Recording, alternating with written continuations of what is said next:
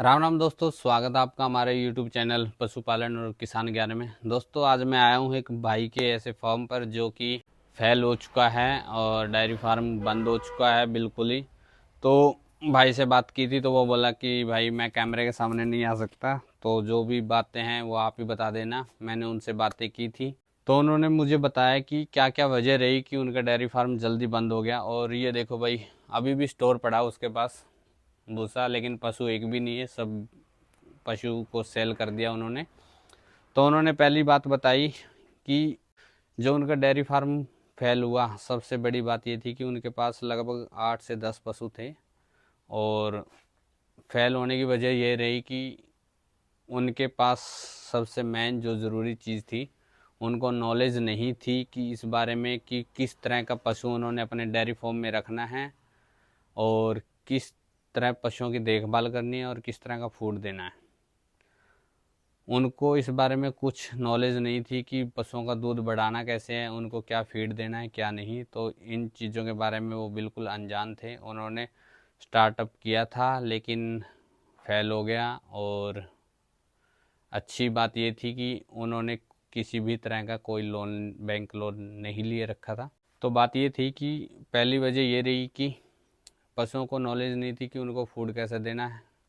दूसरी बात कि उनके ग्राउंड वाटर है, जो धरती का पानी है, वो पानी बहुत ख़राब है, बहुत ज़्यादा। TDS लगभग 5 से 6 हज़ार बताई है, लेकिन इतना ज़्यादा ख़राब है कि पशु को धीरे धीरे धीरे धीरे हड्डियाँ ख़त्म कर देता है और पशु सूखना पड़ जाता है, जिसकी वजह से उसके जो पशुओं के पैरों में जान नहीं रहती। अगर वो बैठ गया तो बैठ गया, खड़ा है तो वो खड़ा है, ऐसा हाल हो जाता था। डॉक्टर ने बताया कि इसमें कैल्शियम की कमी हो गई है और जिसकी वजह से इनकी हड्डियां कमज़ोर हो गई हैं। उस वजह से उनके ज़्यादातर पशु बीमार रहने लगे। ये वजह रही कि पानी की वजह से भी उनके पशुओं पे इतना खर्च हुआ दवाई का, डॉक्टर का, कि एक आप ये मान के चलो कि पर पशु पे लगभग 5 से 6 हज़ार या 10 हज़ार रुपये उनका खर्च हुआ है। और इतने दवाई इंजेक्शन लगने के बाद में वो पशु दूध से भी गया, दूध भी नहीं देता था।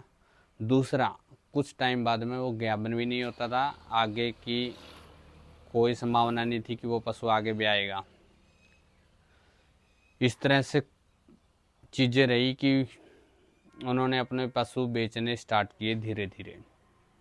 उनको ये चीज़ें बहुत बाद में रियलाइज़ हुआ जब उनके आधे से ज़्यादा पशु बिक चुके थे। नंबर 3, उनको फूड के बारे में नहीं पता था, पानी के बारे में नहीं पता था। चौथी, उनको नॉलेज ही नहीं थी कि भाई यहाँ पशुओं का रख रखाव कैसे करना है, कैसे नहीं करना, उनको किस टाइम खिलाना है। मतलब एक जो नॉर्मली होता है ना भाई, जैसे कि हम गांव या शहर में जैसे होते हैं कि फुल तूड़ी भूसा डाल दिया, चाट डाल दिया, सुबह से शाम तक चराते रहो चराते रहो, लास्ट में फिर वो शाम तो वो गोबर ही गोबर कर देता है, फिर बंदा भी परेशान।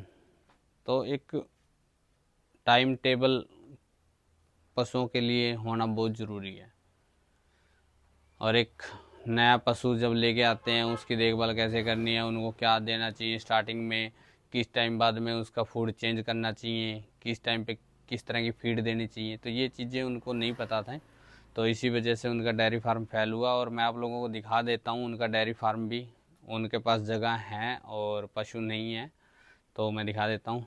ये आप लोगों को ये दिख ही रहा होगा, ये पशुओं का स्टोर है, जो सूखा भूसा उन्होंने स्टोर कर रखा है। और बाकी मैं दिखा देता हूँ। या अब हम चलते हैं दूसरी तरफ, जहाँ पशुओं के लिए उन्होंने गर्मी सर्दी के रख रखाव के लिए छांव कर रखी है। ये देखो, यहाँ पे पशु बाहर चरने के लिए, और ये यहाँ पे शेड वगैरह लगा रखा था, वो हटा दिया।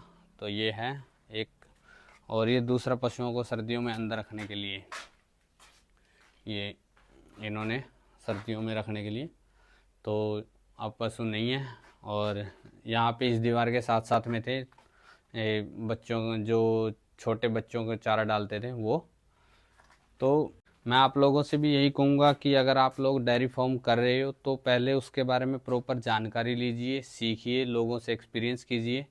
जैसे आज भाई की डेयरी फार्म पर मैं आया हूँ, उन्होंने बताया कि जो जो वजह रही वो मैंने आप लोगों तक शेयर की है, और आगे भी आप लोगों तक वीडियो की नई जानकारी मैं लेके आता रहूँगा, और नए नए लोगों से हम मिलते रहेंगे, और नए नए लोगों का एक्सपीरियंस मैं आप लोगों तक शेयर करूँगा।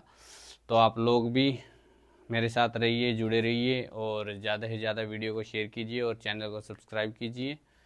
तो धन्यवाद।